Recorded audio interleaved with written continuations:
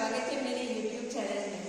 आज मैं आपको बताने वाली हूँ BSc फर्स्ट ईयर का सेकंड पेपर का 5th यूनिट का टॉपिक, जिसमें हम पढ़ेंगे linear differential equation of second order. So general equation जो होती है, हम बात करने वाले हैं linear differential equation of second order. इसकी जनरल इक्वेशन कुछ इस फॉर्म में होती है d2y/dx² plus p dy/dx plus q y equal to r. This is the general equation of linear differential equation of second order.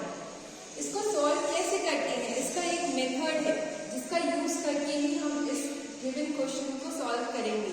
जब आप इसको इससे कंपेयर करेंगे तो आप देखेंगे कि यहाँ ये सेकेंड ऑर्डर की लीनियर डिफरेंशियल इक्वेशन है। सेकेंड ऑर्डर है, सेकेंड ऑर्डर डेरिवेटिव है और लीनियर है क्योंकि ये जो डेरिवेटिव्स हैं इनकी कोई पावर नहीं है।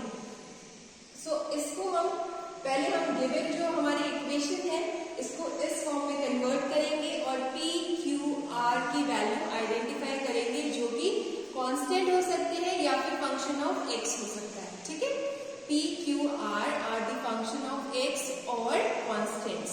तो सबसे पहले इसमें आप देखिए d2y/dx² का कोफिशिएंट 1 होना चाहिए।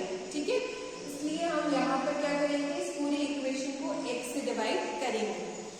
सो ये हो जाएगा d2y/dx²। यहाँ पर भी हम x से डिवाइड करेंगे तो ये आपका इस तरह से आ जाएगा dy/dx plus x - 1/x y equal to 0। ये हो गया हमारी इक्वेशन गिवन, इस तरह से कन्वर्ट हो गई। अब आप कंपेयर करिए इन दोनों इक्वेशंस को, इक्वेशन 1 और 2। Comparing equation 1 and 2। सो हमें p की वैल्यू मिलेगी। p हमारा क्या हो जाएगा, dy/dx का कोफिशिएंट जो कि है -2x - 1/x। q की वैल्यू आ रही है x - 1/x, क्योंकि y का कोफिशिएंट जो है वो है q और r जो है वो है हमारा 0। ओके, सो ये हमने आइडेंटिफाई कर लिया है। अब हम चलते हैं इसके आगे। सेकेंड जो स्टेप होता है, फर्स्ट स्टेप में हमने यही कंपेयर करके निकालना है p q r, और सेकेंड स्टेप में हम मान के चलेंगे कि इसका सोल्यूशन किस तरह का होगा। इसका एक और सोल्यूशन कौन सा होगा, तो इसकी एक कंडीशन है। अगर हमारी वैल्यू, अगर हम यहाँ पर 1 प्लस p प्लस q की वैल्यू अगर 0 आती है तो इसका एक सोल्यूशन e⁻x होता है।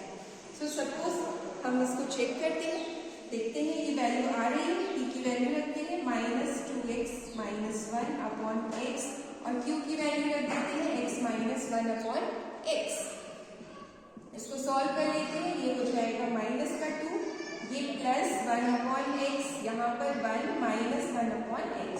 तो आप देखिए ये पूरा 0 के बराबर आ रहा है। इसका मतलब कि इस कंडीशन को ये गिवन इक्वेशन सेटिस्फाई कर रही है। कुछ पर्टिकुलर कंडीशंस हैं जिनका यूज करके हम इसका फर्स्ट सोल्यूशन निकालते हैं, जिसके थ्रू हम आगे इसको सॉल्व करते हैं।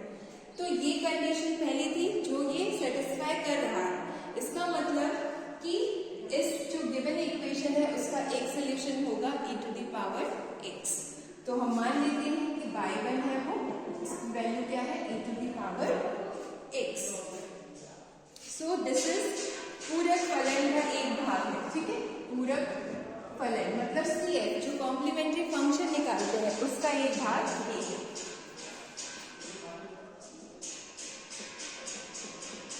ठीक है, सो CF जो हमारा आता है, जब हम सॉल्व करते हैं linear differential equation of first order, उसमें आपने देखा होगा तो CF जो होता है उसका एक भाग ये होगा e⁻x। वो किससे आइडेंटिफाई होता है, इस कंडीशन से, क्योंकि हमारे पास मिला है 1 + p + q equal to 0। Therefore y1 equal to e⁻x is one of the part of the CF। ठीक है, अब इसके आगे क्या करना है, तो इसके आगे आप मानेंगे कि y क्या होता है, v × y1 होता है। ये आपको हमेशा लेना है, y is equals to v × y1। अगर हम इसको डिफरेंशिएट करेंगे x के रिस्पेक्ट में तो ये हो जाएगा इस टाइप से। यहाँ हम कंडीशन लगाएंगे, फर्स्ट फंक्शन सेकेंड फंक्शन की प्रोडक्ट रूल, और एक बार और अगर हम इसको डिफरेंशिएट करें तो सेकेंड ऑर्डर मिल जाएगा, जो कि इस तरह से होगा b d square y1 upon dx square plus 2 times of dv upon dx dy1 upon dx plus y1 d square v upon dx square. अब ये तीनों वैल्यूज आप इस इक्वेशन में रख दीजिए, ठीक है, 2, 3 and 4. So substitute values of equation 2, 3 and 4 in 1. जो 1 है उसमें रखेंगे तो आपको क्या मिल जाएगा, यहाँ पर d square y upon D x square है तो इसकी जगह हम लिखेंगे d square y1 upon D x square plus 2 dv upon dx into dy1 upon dx plus y1 d square v upon dx square, ये रख दिया। देन p और dy अपॉन dx की वैल्यू जो कि है v dy1 upon dx plus y1 dv upon dx और फिर आपका आएगा y की वैल्यू जो कि है v into y1 into y, okay, this one q into q equals to r। So हमने तीनों वैल्यूज रख दी है जिससे ये इक्वेशन आई। अब इसमें हमें क्या करना है, इसमें हमें जो आपकी सिमिलर टर्म्स हैं उनको आइडेंटिफाई करना है, ओके। सो सिमिलर टर्म्स कौन कौन सी हैं, जैसे d अगर हम कॉमन निकाल लें तो d square y1 upon dx square मिल जाएगा इससे, और उससे b मिल जाएगा जो कि है p dy1 अपॉन dx और यहाँ से भी b आ जाएगा तो ये होगा y1 cube and plus secondly हम कॉमन लेते हैं y1, तो y1 अगर कॉमन लेंगे तो ये हो जाएगा d square v upon dx square इस टर्म से और उस टर्म से, तो ये हो जाएगा p dv अपॉन dx और बचता है यहाँ पर 2 dv upon dx dy1 upon dx equal to r।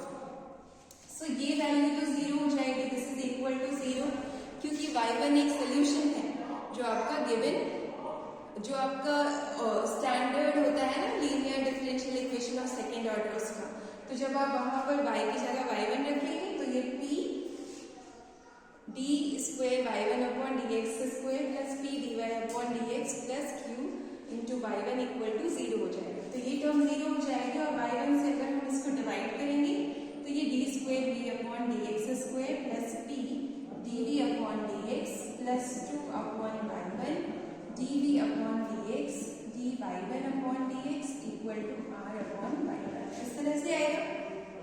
अब हमें क्या करना है, dv अपॉन dx को एक न्यू वेरिएबल एज्यूम कर लेना है यहाँ पर। सो इसको हम करेंगे सबसे पहले d square v upon dx square plus p और इसकी जगह पर इन दोनों से आप कॉमन निकाल लीजिए, इन दोनों में से हम निकालेंगे common dv upon dx upon dx, तो ये r अपॉन y बना जाएगा। अब बस इसको सॉल्व करना है, यही सोल्यूशन है और ये आपको वैल्यूज रखनी है p की r की यहाँ पर।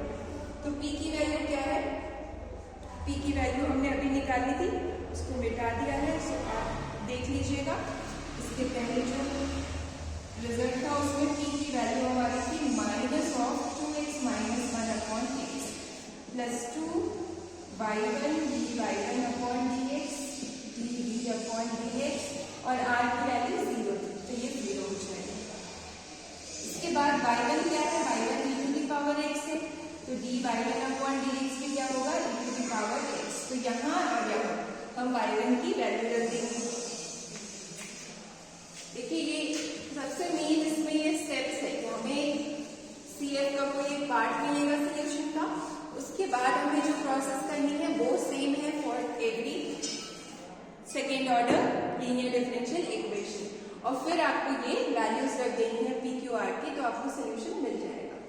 सो ये हम रख देते हैं वैल्यू, ये हो गया minus 2x minus 1 upon x, यहाँ पर y1 की वैल्यू रखेंगे e to the power x और dy1 अपॉन dx की वैल्यू भी e to the power x, तो ये कैंसिल होकर सिर्फ 2 बचेगा, dv dx equal to 0।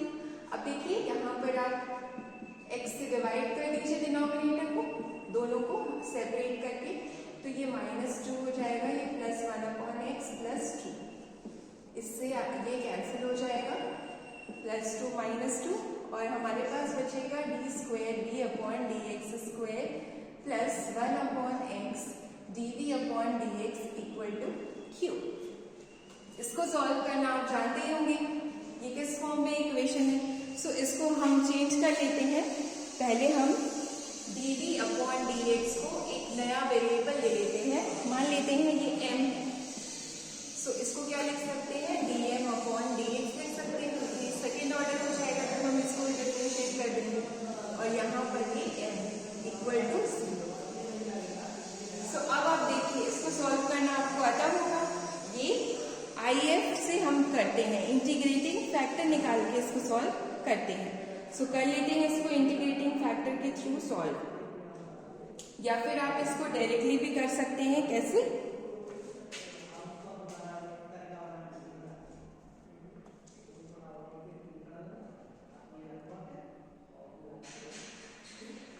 Okay, इसको डायरेक्टली ऐसे कर सकते हैं। देखिए, इसको अगर मैं उस तरफ ले जाऊं dm/dx इस टर्म को, तो ये -m/x हो जाएगा, ठीक है। और -m/x को कैसे m वाली टर्म्स एक तरफ ले आएंगे, सो ये है dm/m हो जाएगा, और यहाँ पर -dx/x, जस्ट हमने ट्रांसपोज कर दिया इसका m का और dx का। अब इंटीग्रेट कर लीजिए, सो इसका हो जाएगा log m, इसका हो जाएगा -log x। एक कांस्टेंट ऑफ इंटीग्रेशन जोड़ना है, तो हम मान लेते हैं तो log c1 है। सो ये log m plus log x equal to log c1। log की प्रॉपर्टी आप जानते होंगे मल्टीप्लिकेशन के लिए, log mn बराबर log m plus log n होता है, इससे ये हो जाएगा log mx equal to log c1। log cancel, so mx equal to c1। m की वैल्यू अब रखिए, क्या है, dv/dx, ये माना था आपने। इसको फिर से कर लीजिए उसी तरह से सॉल्व, तो ये हो जाएगा dv, और यहाँ आ जाएगा dx/x। फिर इंटीग्रेट कर देंगे, तो ये भी हो जाएगा, और ये c1 log x हो जाएगा। एक नया कांस्टेंट ऑफ इंटीग्रेशन जुड़ेगा, जिसको हम ले लेते हैं c।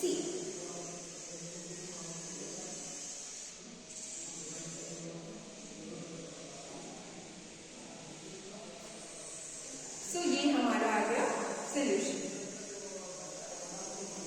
इस तरह से ये सोल्यूशन निकल आता है। This is the solution of the given differential equation. Only आपको इसको xy में कन्वर्ट करना है, तो b की वैल्यू रख दीजिए।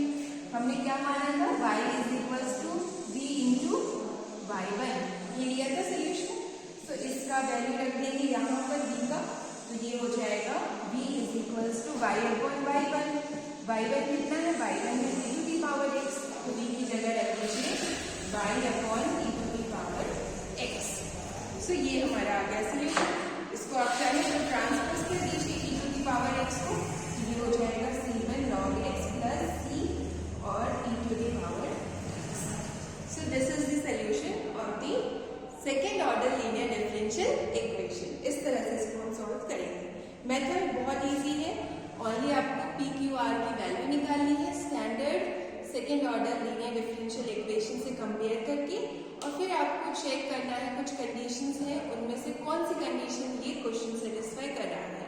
जैसे यहाँ पर 1 + p + q = 0 वेरीफाई हुआ था, सो उसके अनुसार सोल्यूशन होता है CF का कोई एक पार्ट जो कि है e⁻x। फिर हम क्या करेंगे, y is equals to v into y1 लेंगे, ये हमेशा लेना है फॉर एवरी प्रॉब्लम। उसके बाद जो हमने किया वो सब क्वेश्चन के लिए